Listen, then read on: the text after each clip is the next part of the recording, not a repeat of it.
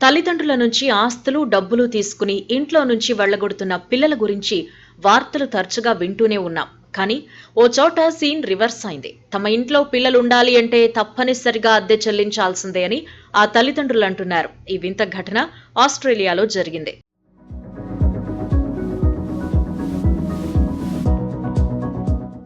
ఆస్ట్రేలియాకు చెందిన cat Clark తన 20 ఏళ్ల కుమార్తె లైతిషా నుంచి తన ఇంట్లో నివసించడానికి అద్దె వసూలు చేస్తోంది.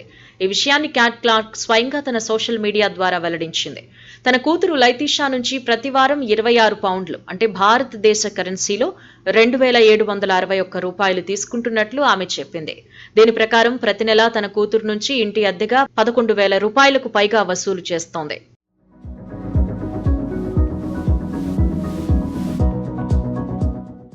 ఈ ప్రపంచంలో ఏది ఉచితంగా లభించదు అనే విషయాన్ని తన కూతురికి నేర్పించాలి అనేదే తన కోరిక అంటూ క్యాట్ చెబుతోంది.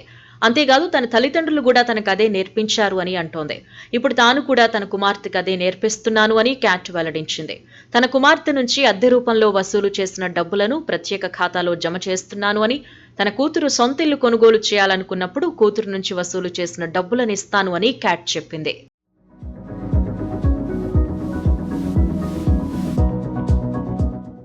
క్యాట్ ఆలోచన కొంతమందిని బాగా ఆకట్టుకుంది. ఇంటిని ఇల్లాలు బాగా చక్కదిద్దుకుందని నెటిజన్స్ అంటున్నారు.